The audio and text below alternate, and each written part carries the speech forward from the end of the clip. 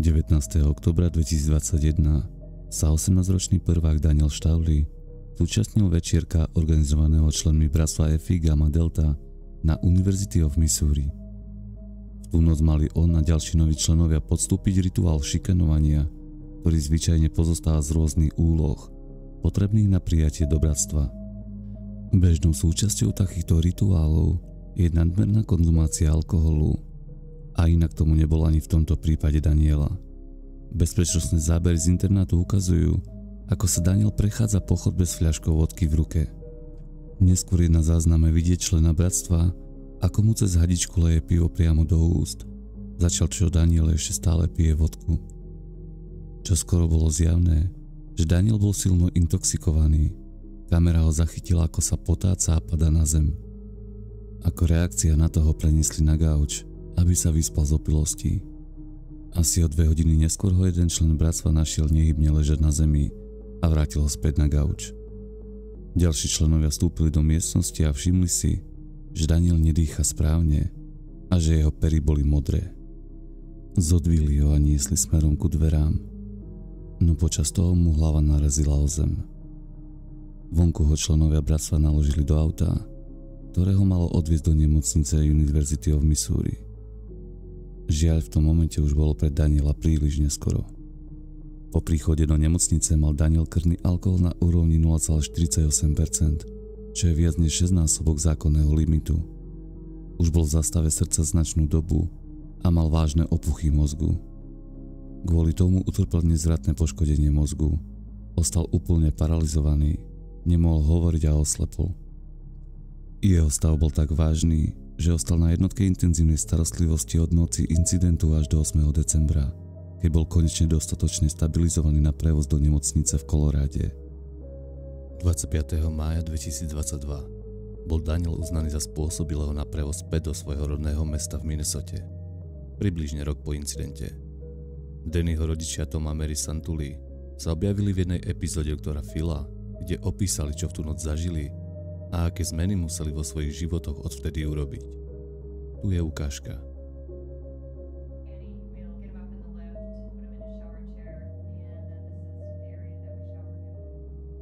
Po udalosti bola bratská spoločnosť Phi Gamma Delta oficiálne uzavretá Univerzitou Missouri.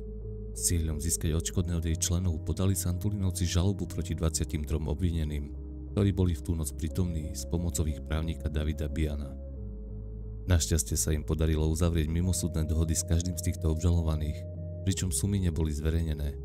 Peniaze pomôžu zaplatiť Dannyho starostlivosť, keďže jeho lekárske účty dosiahli len za prvý rok po incidente takmer $2 milióny. Napriek hroznej situácii, ktorá sa v tú noc odohrala, Dannyho rodičia ako aj jeho sestra Meredith a brat Nick zostávajú plní nádeje, že sa jeho stav môže v priebehu rokov zlepšiť vďaka liečbe. Rodina dúfa, že Dannyho príbeh upozorní na nebezpečenstva alkoholu a inšpiruje ľudí, aby zavolali pomoc, ak uvidia niekoho v núdzi.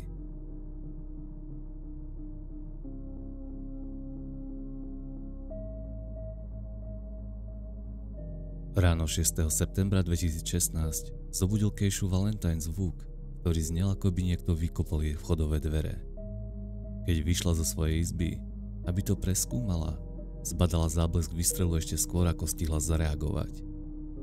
Netušila, že jej v dome je ozbrojený útočník. Zasiahla ju guľka do hrude, no podarilo sa jej popotácať späť do izby a zavrieť dvere. Zatiaľ čo útočník naďalej strieľal jej smerom. Keishin 15-ročný syn Earl vyšiel zo svojej izby po tom, čo počul hluk, no priamo vošiel do streleckej línie útočníka. Tínedžer bol zasiahnutý, no útočník našťastie krátko na to opustil dom a chlapec stihol zavolať políciu.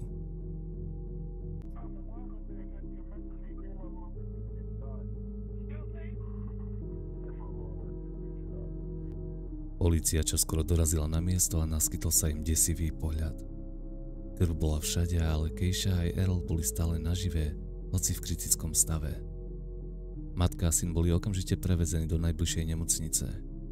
Po ich hospitalizácii polícia rýchlo sa zamerala pozornosť na to, kto by mohol spáchať taký brutálny čin. Šokujúco sa ukázalo, že zodpovednou osobou bol Earl Valentine starší, Keishin bývalý manžel a Earlov otec. krátko po incidente vysielal naživo na Facebooku, kde sa úplne priznal k tomu, čo práve urobil.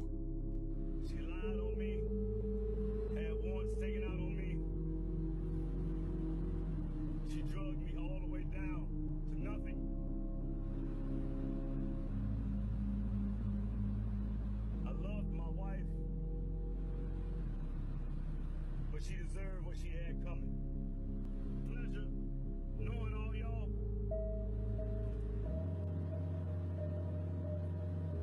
I've been very sick for months. And this is something that I could not help. So I don't know if I'm gonna make it where I'm going. But if I don't, I wish all of you a good life. Po tom, čo sa polícia dozvedela o živom vysielaní, začalo obrovské pátranie po Earlovi Valentinovi. O 3 dní neskôr ho spozorovali v moteli v meste Columbia v Južnej Karolíne. Polícia obklúčila objekt, ale skôr než stihli vstúpiť, ozval sa jeden výstrel. Valentine si vzal život s tou istou zbraňou, ktorú použil proti svojej ex-manželke a synovi. Podľa Casey mal Earl Valentine dlhú históriu násilia a stretov s políciou. Tvrdila, že sa jej pravidelne vyhrážal smrťou, no nikdy sa nepokúsil nič vykonať. Až do tej osudnej noci. Pravidelne sa však správal agresívne voči nej a jej deťom. V nemocnici bola Keisha stabilizovaná hoci v zlom stave. Guľka v hrudi jej spôsobila čiastočné ochrnutie nôh, no nespôsobila smrteľné zranenie. Jej syn Earl však také šťastie nemal. V nemocnici Keisha dostala správu, že Earl podľahol svojim zraneniam. Hoci to pre ňu bola zdrvujúca správa, navždy zostane nesmierne vďačná svojmu synovi za to, že jej zachránil život. Stratila príliš veľa krvi na to, aby sa dokázala postaviť a zavolať políciu. A keby to Earl neurobil, veľmi pravdepodobne by neprežila. Nasledujúce zábery z kamery na tele policajta ukazujú interakciu medzi policajtom a mužom v Južnom Walese 23. novembra 2021. Hoci muž pôsobil navonok pokojne, len 2 dní predtým spáchal jeden z najotrasnejších zločinov. Brutálne zavraždil 65-ročnú Jan Fox Roberts v dome, ktorom žila od roku 1985.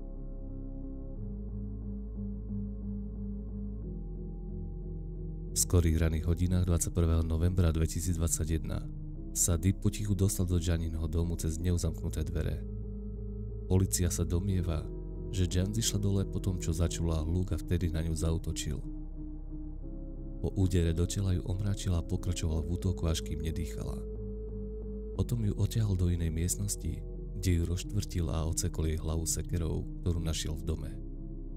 Následne jej končatiny vložil do samostatných vriec a opustil dom. O niekoľko hodín po incidente prišla k Johnu domov jej dcéra Abby, keďže sa už jej pár dní neozvala. Čakala ju desivá scéna. V neskôršom rozhovore Abby povedala: "Tieto obrazy ma nikdy neopustia. Môj domov z detstva, moje bezpečné miesto, zničené tým najnásilnejším činom, aký som kedy videla alebo si dokázala predstaviť."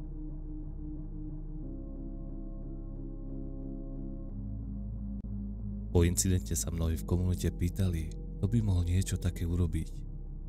Jan bola riaditeľkou IT firmy, vlastnila pekáreň v okolí a všetci ju mali radi. Nikto si nevedel predstaviť, že by niekto mal dôvod ublížiť jej. Polícia však čoskoro zistila, že muž zodpovedný za tento čin nemal žiadny motív.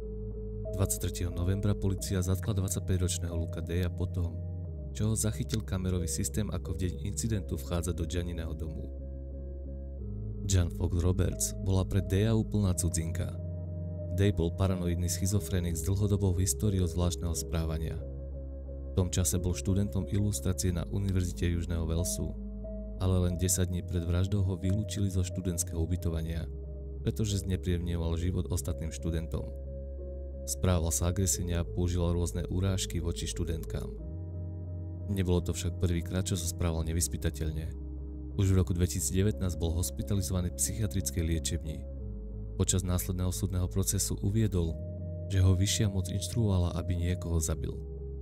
V marci 2023 sa priznal k zabitiu z dôvodu zníženej príčetnosti na súde v Newport Crown Court. Keďže sa predpokladá, že by po prepustení spáchal ďalšie vražedné činy, bude držaný vo väzbe na dobu neurčitú.